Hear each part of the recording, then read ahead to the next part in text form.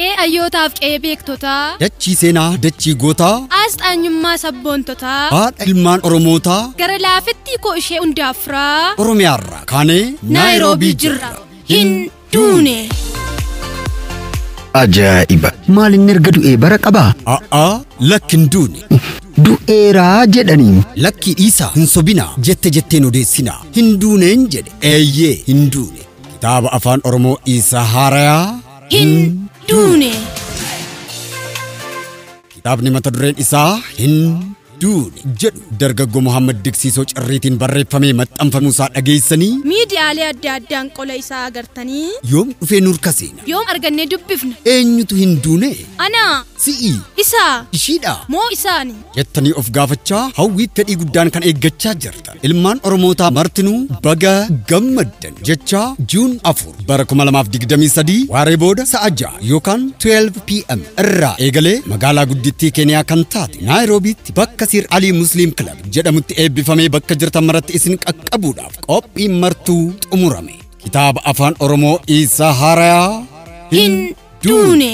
Eenyummaa fi gochaa wareegamtoota ilmaan Oromoo aarsaa hanga lubbuutti nuuf kafalanii akka daawwitiitti kan keessatti agartan. Bu'aa ba'ii jireenya ilmaan namaa keessattuu kan baqattoota Oromoo biyya ormaa keessaa. Gufuuf gufaata. Hiiqii fi seexaa. Gaddaa fi gammachuu. Jaalalaa fi jibba. Kufuudhaa fi ka'uu. Aanteef alagaa. Kana hundumaa keessatti argaa muuxannoo gahaa fi barnoota jireenyaa sirriitti kanarraa barattanidha. Imaanaa qaroowwan sabaa qaqqaaliiwwan keenya nutti kennan galmaan gahu. Sochii taasifnu keessatti kallattii kan nutti agarsiisu. Eeyyee isin hin duune jennee jiraachuu isaanii jiruun akka mul'isnuuf kan seexaa nutti horuudha. Kitaaba afaan Oromoo Isaa Haarayaa hin duune.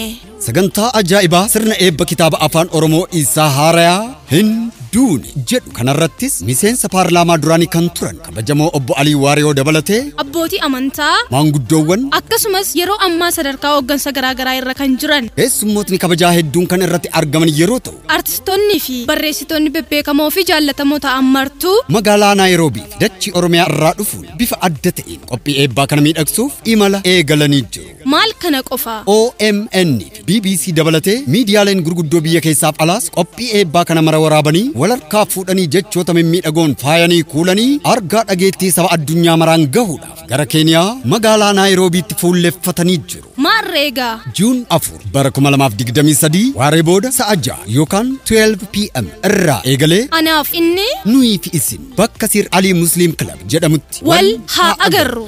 Amma hoo du'e jettaniiree? Hin duune. Hin duune. As a promoter media.